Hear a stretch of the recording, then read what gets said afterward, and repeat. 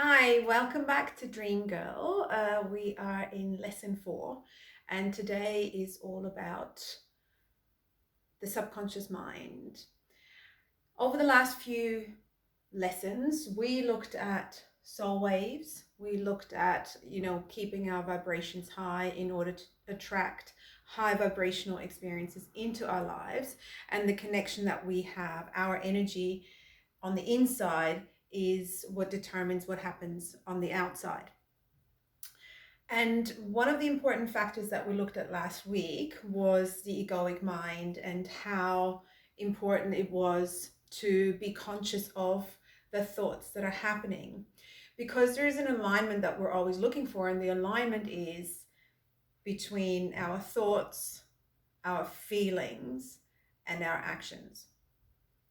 Now, out of those, the thoughts, the feelings, and the actions, we actually communicate what we're involved with. So we're involving ourselves in a situation that is making us feel a certain way and that is making us think a certain way.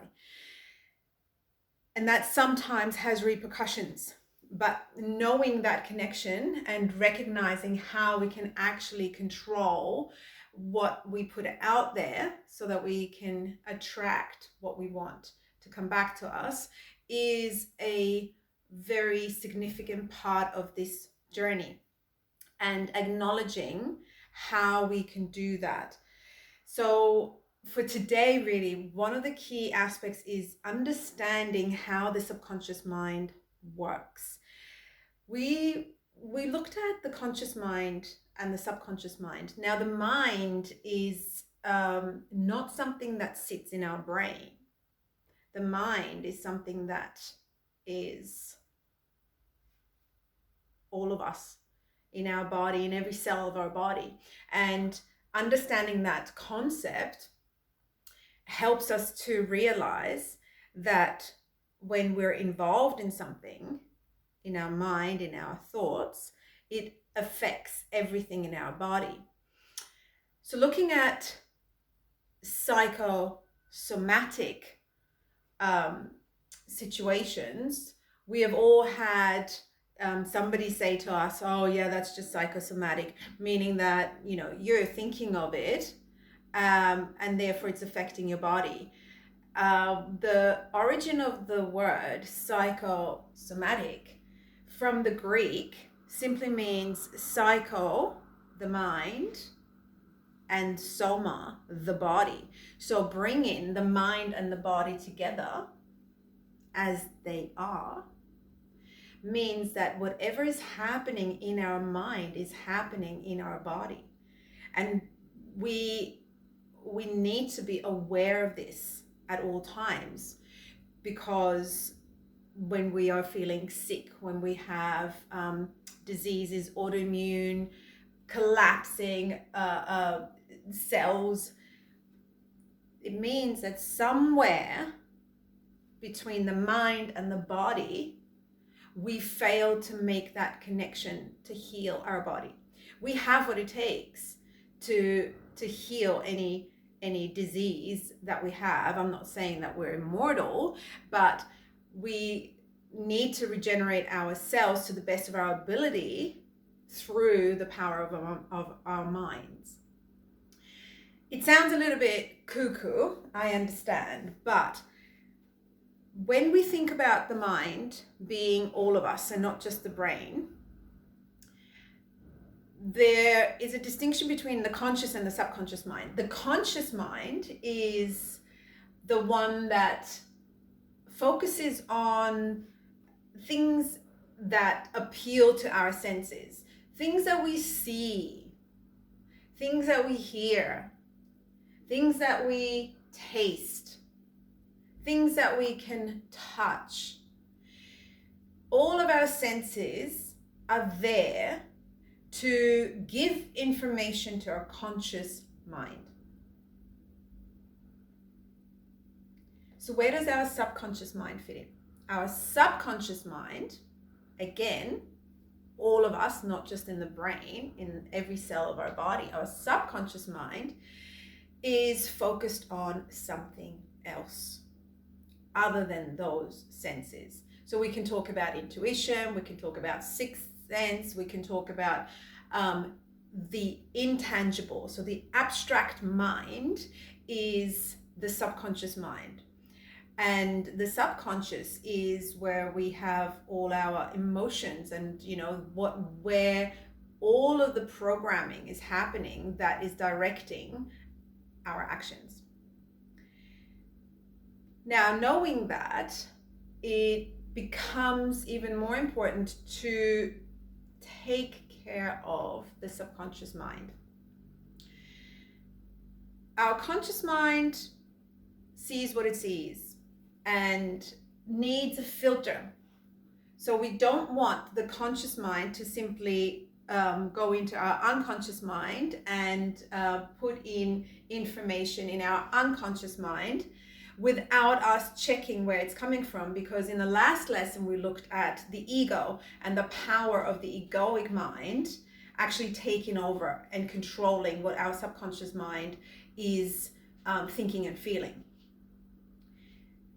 The downside of that is that, if we allow the egoic mind to do it, we are hitting lower vibrations, and the lower vibrations within our energy field is what we learned in an earlier lesson, attracts lower vibration experiences and lower vibration people into our lives. So we will be pulled into directions, we will be possibly tempted to take on burdens of people who are operating in lower vibrations, and perpetually so. So if we go into that cycle, we are being dragged down into lower vibrations as well, and therefore moving away further from the goal that we have to be operating in higher vibrations and wanting better for us, wanting a better life, and creating that happiness. So that's why the subconscious mind needs a lot more attention. The subconscious mind is something that as human beings, we kind of leave there a little bit passively, which in turn allows the conscious mind to be dominating us. And therefore, whatever we see on the outside affects us really badly. So for example, if you're in a school environment or work environment and you are being bullied, so there's a bully there who's trying to make your life a misery, to make themselves feel better, that's an outside influence. Without the right boundaries, you may well be affected by that emotionally. And by you being affected by that emotionally, you involve yourself with the lower vibrations of feeling hurt, that victim mentality. And being in that victim mentality only brings about more of those lower vibration experiences. That's why it is important to be able to filter what's happening on the outside and what we're experiencing through our conscious mind, in whether we allow that in, whether that is part of who we are. In order to be able to do that, we need to be able to really understand who we are. And in order to understand who we are, we need to work with our subconscious mind. So as I said, the subconscious mind is something that we have passively kind of kept there, and we've not really given it the due attention that it should be having, because the subconscious mind is really what controls the vibrations that we're in. Now, I personally had a paradigm, a pattern in my subconscious mind that I had to really figure out. It was a self-esteem one, because I think just through kind of like childhood experience and abandonment issues, or growing up in circumstances that made me feel like I wasn't important, or I wasn't being heard, or there was no point speaking up because it made no difference. And a very patriarchal society, a very patriarchal family, where the voice of a woman was definitely nothing important. And And for the longest time, I didn't really voice my opinions or my thoughts and my feelings, especially in certain situations. That's a pattern that really shut me down in a lot of the situations where I could have spoken up but didn't. So now what I've learned is that the subconscious mind is very powerful. The subconscious mind is not passive at all. The subconscious mind is what actually really guides all of your habits.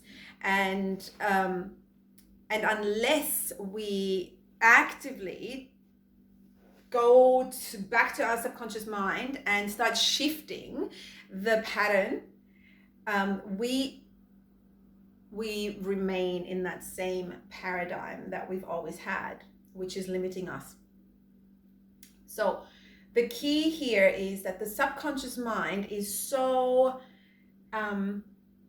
stubborn in the way it's been set up. We've got programming in there that's genetically, through our ancestors, through our experiences in childhood, and it's a very it's trauma prone. So the subconscious mind will remember the bad experiences a lot stronger than the good experiences that get kind of like washed away or taken for granted. Therefore, what we want to do is really take an active role in reshuffling what our subconscious mind needs to do for us. So we need to tell it what we want it to think. And that's why the affirmations that we learn in meditation and so on are very powerful, because we are telling our subconscious mind good things about us, where all our lives it's been thinking bad things, and so no matter how many good things we do, it likes to drag us back into, but remember, you're not good enough. And we need to shut it up, similar to the egoic mind, and the only way we can do that is really by repetition. And there's nothing really to get to our subconscious mind. There's no trick to it other than just keep telling it what you want it to do. So the exercises that are set out in lesson 4 are all about you kind of like resetting, really write out the goals for yourself and the wishes that you have for how you want to be and feel as a person. Do you want to feel confident? Do you want to feel powerful? Do you want to feel successful? Do you want to feel like you're valued? Do you want to value yourself? So coming back to the self-love that we discussed in an earlier lesson on higher vibrations, feeding your subconscious mind that you love yourself is going to be key. And repetition is important because you have to have respect for the fact that your subconscious mind has been with you for as long as you're on this earth, and for that amount of time it has been influenced by the egoic mind. It has been influenced by bad moods of other people. It's been influenced by experiences that are shock factors. It's been influenced by you being self-critical because that's just the way we're raised. It's by a false sense of perfectionism, whatever it is that that has actually influenced the subconscious mind. It has become extremely powerful over time. And that's the reason why sometimes you will see yourself really motivated about something that you want.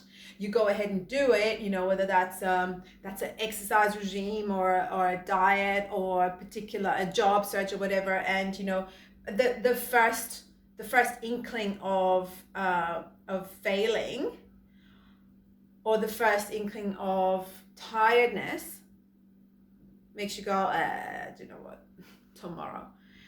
And that's your subconscious mind telling you that, hey, don't bother reaching for anything better. You don't need to. You know better. And so I think acknowledging that the subconscious mind is very, very powerful is going to help us reprogram it. And so the session on auto suggestion is that we have to tell ourselves, so our own subconscious mind, what we want it to be thinking, feeling, and believing about ourselves in order to really make shifts. Without that, the subconscious mind is much stronger than any activities, any meditation, anything else that we do.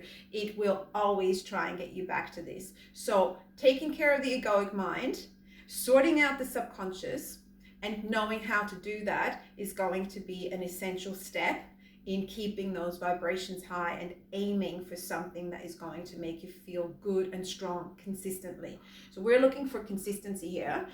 There's no point in you achieving a goal and then, being disappointed and dropped back to a situation that was worse than before. What we want is consistency, and the consistency factor is all within our subconscious mind. So remember, the mind is all of you. The conscious mind is the one that sees, hears, touches, tastes. I can tell you things I can see in my environment. I can tell you what I just heard, but that's not who we are, and that's not what dictates our energy levels. What dictates our energy levels and our actions is actually the emotional mind, which is the subconscious mind. So what is under the surface, under and beyond the senses that are encompassed in our conscious mind? And when we are aware of that the subconscious mind is actually the pivotal part in us, we refocus it. Make sure you tell your subconscious mind what you want it to hear, what you want it to be, not what you want it to hear, and you repeat that. Studies have been done that you need to hear something 7 times to remember it. So 7 times a day, write it out. I am confident. I love myself. I appreciate myself. I deserve to be valued. Whatever it is that you want to really be and feel, that's going to be key. So I hope you enjoy the exercises set out for you in workbook for lesson 4. And I wish you all the best. Remember, get back to the subconscious mind. Don't let it rule you. You tell your subconscious mind, now that you are aware of this, what you want it to believe. And that will help you in making sure that all of the changes that you want for yourself are going to be effortless. The only effort you need to put in is telling your subconscious mind repeatedly, through word, through using the senses that you use, through your conscious mind into your subconscious mind, repetitive action of what you wanted to believe. The good stuff. Feed it the good affirmations. And that's why in every lesson you will have affirmations that help you to focus your subconscious mind into where we need it to be. This is the key to your success and to you making your dreams come true. So, all the best. I will see you next time. Dream on, dream girl. Bye.